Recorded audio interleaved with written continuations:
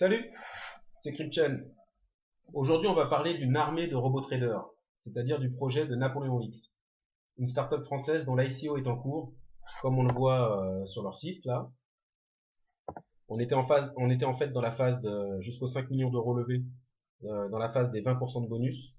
Après, de 5 millions jusqu'à 10 millions, on est à la phase des 10% de bonus, et après des 10 millions jusqu'aux 15 millions d'euros, il y aura plus de bonus. Leur objectif, c'est de lever 15 millions d'euros.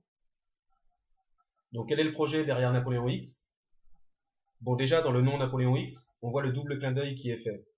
D'une part, à Napoléon, qui a donné le côté militaire à l'école polytechnique, et d'autre part, à l'école polytechnique, dont le petit nom pour les intimes est X. Deux explications en général pour ce X. Soit X vu comme l'inconnu dans les problèmes mathématiques, ou bien l'autre vision, c'est X qui représenterait deux canons croisés. À vous de faire votre choix. En tout cas, pas de caricature sur eux de ma part, car j'ai beaucoup de respect pour cette formation, et tout comme j'en ai pour Normal Sup, l'école normale supérieure. Par contre, il faut bien sortir une petite vanne de temps en temps, les petits hauts fonctionnaires de l'ENA, ça c'est une autre histoire. Dans leur cas, ce serait plus des apprentis comptables qui font des règles de 3 sur des coins de table, quoi. Enfin bref, c'est pas le sujet. Donc le projet là, en fait, il s'agit d'un fonds d'investissement qui sera spécialisé sur les crypto-monnaies. Donc ça, c'est pas une nouveauté. On va le voir là dans un des articles du journal du Coin. On voit ici qu'il y avait déjà, par exemple, Galaxy Digital Asset Fund, Booyard, Logos Fund, Grayscale, Polychain Capital. Enfin bref, il y en a pas mal. On a aussi ici Tobam, le premier fonds français sur Bitcoin qui avait été lancé. Au niveau du fond, c'est pas une nouveauté. Par contre, la nouveauté, parce qu'il y a bien une nouveauté avec Napoléon X, c'est qu'il s'agit, selon eux, du premier fonds de gestion crypto 100% algorithmique. Ce fonds se base sur deux piliers. Donc, pilier 1, c'est de la gestion quantitative. En général, donc ça, c'est le boulot du quant, c'est-à-dire du mathématicien, programmeur, financier qui réalise les programmes informatiques, c'est-à-dire l'algorithme. Et le pilier 2, c'est l'expansion du marché des cryptos. Donc là, vous pouvez voir directement sur leur site, le site propose une version française, hein, bon, normal pour une société française. Donc vous pouvez aller regarder et puis vous faire votre avis, creuser un peu le sujet, quoi. Donc l'idée phare en fait de Napoléon X, c'est de créer ce qu'ils appellent des DAF, pour Decentralized Autonomous Fund, c'est-à-dire des fonds autonomes décentralisés. Pour comprendre un peu ce concept, on va faire le rapprochement avec les DAO. Je crois qu'on en avait déjà parlé. Donc les DAO, là je suis sur le site Blockchain France. Donc DAO, une DAO, c'est une organisation fonctionnant grâce à un programme informatique. Donc grâce au smart contract, quoi. Donc du coup, le DAF, lui, c'est un fonds d'investissement qui fonctionne grâce à un programme informatique. Donc le DAO, c'est l'organisation qui fonctionne grâce au smart contract. Le DAF, c'est le fonds d'investissement qui fonctionne grâce au smart contract. Donc on va résumer cela en disant que le DAF, c'est la version fonds d'investissement du DAO. C'est un fonds d'investissement qui fonctionne selon son algorithme. Pour être plus précis, les smart contracts en fait de Napoléon X vont être déployés par la société Napoléon CryptoSas. C'est cette société qui détient la propriété intellectuelle sur les bouts de trading, les algos, quoi, pour les 10 premiers DAF de leur projet. Avant de présenter en fait le service qu'ils proposent, je vais commencer par introduire juste deux points de leur vision de marché des cryptos. Donc là, je suis sur leur white paper. Leur vision, elle comporte plusieurs points. Je vais pas tous les présenter parce que sinon ce serait trop long. Donc je vais juste présenter les deux premiers. Donc le premier là, c'est l'économie de la le premier point, c'est l'économie de la tokenisation. Donc ils pensent que dans quelques années, la plupart des actifs réels d'aujourd'hui seront tokenisés. Ce qui fait que le marché des actions sera en quelque sorte dupliqué en parts de crypto. Ainsi, il sera possible d'acheter une part de Coca-Cola ou d'Apple directement en crypto. Pour eux, au bout d'un moment, l'écosystème crypto deviendra la nouvelle normalité et aura le statut d'investissement mainstream. Deuxième point, donc contournement du système traditionnel de gestion d'actifs. L'industrie de la gestion d'actifs est dominée par des oligopoles, banques, institutions financières. Ces oligopoles ont récupéré beaucoup de commissions pour des services rendus très faibles. Cela s'est fait sur le dos des investisseurs, comme une sorte de braquage légal et institutionnalisé. Bon, ça c'est de moi. Hein. Et donc des algos qui deviennent de plus en plus efficaces vont remplacer ces structures bureaucratiques qui sont à bout de souffle et qui ne sont plus en quelque sorte que des vestiges d'un ancien temps qu'on ne regrettera pas. Non, non, non, ce n'était pas le bon vieux temps. Donc les DAF, fonds autonomes décentralisés, remplaceront cela. Je mettrai le lien du white paper dans le descriptif de la vidéo pour ceux qui veulent aller plus loin. Donc le service que Napoléon X propose, il s'agit d'offrir aux investisseurs crypto des solutions d'investissement basées sur le trading algorithmique. Donc des fonds d'investissement autonomes seront créés, c'est-à-dire que les DAF qu'on a vus auront leur propre ICO, tout comme des DAO. Les DAO, j'en ai parlé tout juste avant, c'est les organisations décentralisées autonomes. Donc les DAF auront leur propre ICO et rémunéreront en fait les investisseurs en fonction de leur part et de la performance du fonds sur les marchés. Donc la cible, à qui ça s'adresse? Ça s'adresse aux investisseurs en crypto, hein, ceux qui sont déjà investis, mais à mon avis, ils se projettent déjà dans le futur. C'est ce qu'on a vu un peu dans leur vision, et on peut imaginer sans peine que beaucoup de personnes voudront rentrer dans le marché, petit clin d'œil à la majorité en retard, donc beaucoup de personnes voudront rentrer dans le marché sans avoir à se soucier de gérer toute la sécurité qui va avec les cryptos, les wallets, les clés privées, les clés publiques, etc., etc. Pour nous, c'est du quotidien, mais il faut se rappeler qu'au début, c'était pas évident, et que certains n'ont pas de temps à accorder pour maîtriser tous ces aspects. La question de la logique du token. C'était dans le white paper. Voilà, NPX token. Donc la question de la logique du token.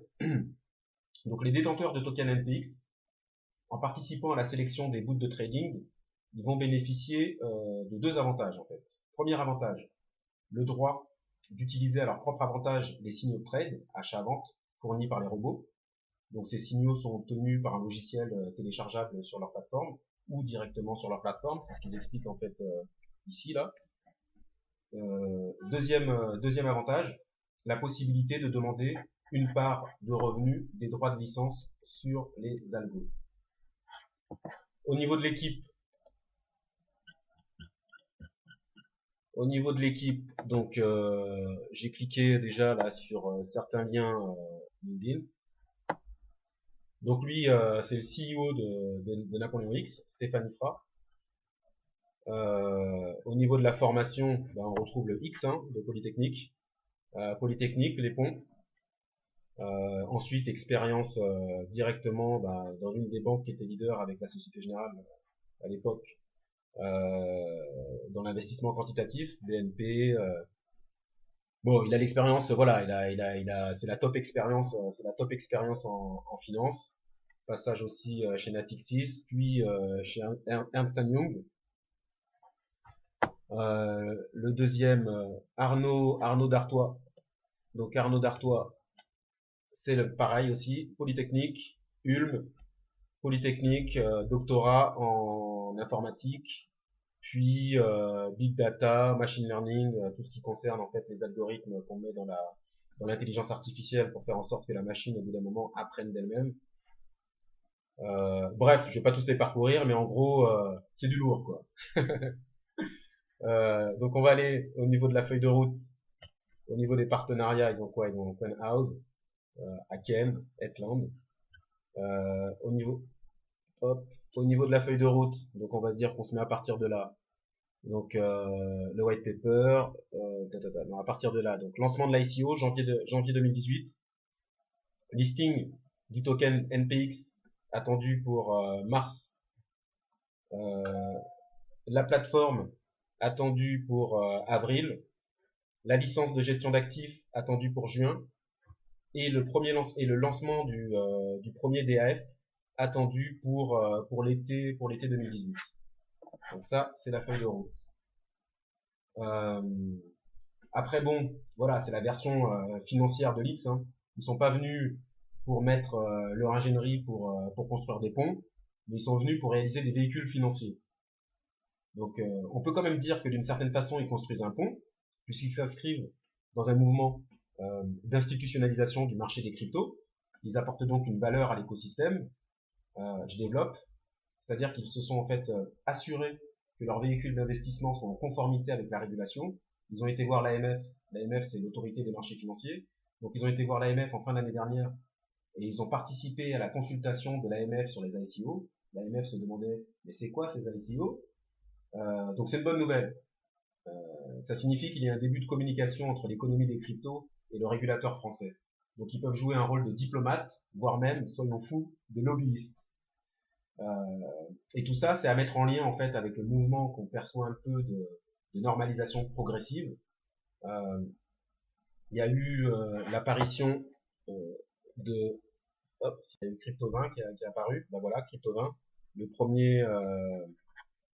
premier tracker crypto, on va dire. Il y a eu l'apparition d'indices aussi. Celui-là, c'est le Cryptocurrency Index 30, CCI 30. Donc il est constitué de 30 cryptos et c'est une sorte de benchmark supplémentaire au marché, puisque aujourd'hui le seul benchmark du marché des cryptos, c'est le Bitcoin. On a aussi l'apparition des coins des exchanges pour se couvrir face à la volatilité des cours des cryptos, ce qui apporte une solution intra-crypto plutôt que la sortie sur les fiat. Donc tout ça, c'est pour dire, quand je précise tout ça, c'est pour dire qu'il y a une espèce de... ce serait quoi le mot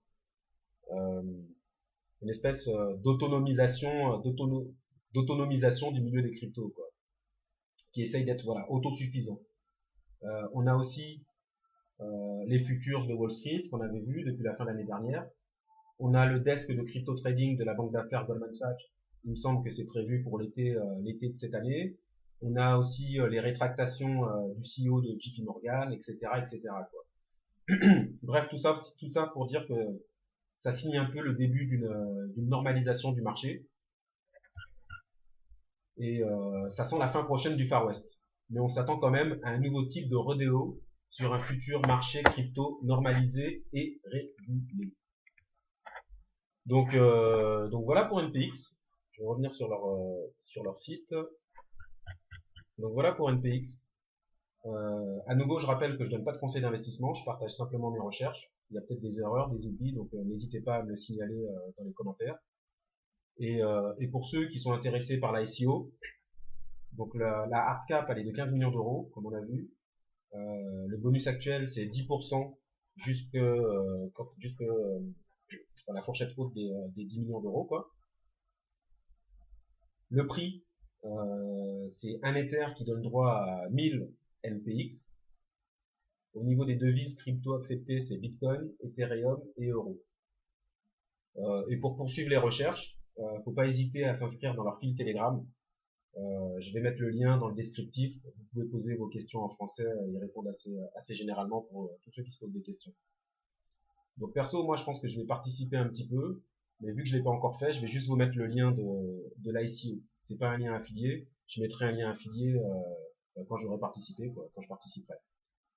Et si quelqu'un a un lien affilié, qu'il n'hésite pas à le mettre en commentaire, ce sera du win-win, autant pour celui qui donne son lien que pour celui qui en profite. Donc voilà, c'est un projet original, probablement un peu en avance, parce qu'on est toujours en plein Far West pour l'instant, et que eux ils font le pari d'un marché régulé très prochainement. Mais je pense qu'ils ont de bonnes raisons de le penser. Donc pour finir, on va dire que la section française de l'armée des cryptos s'apprête donc à recevoir du matériel militaire, un avion furtif, un Rafale numéro de série X, qui pourra passer entre les lignes ennemies françaises pour intercepter les communications. Nous avons là un espion, un agent infiltré, un X qui se camoufle en Y. N'oublions pas que dans une guerre, la première bataille est toujours celle de l'information. L'avenir nous dira si ce défi sera relevé par Napoléon, 10e du nom, Napoléon X. C'était CryptChain, à bientôt pour un nouvel épisode de l'armée des cryptos. Ciao.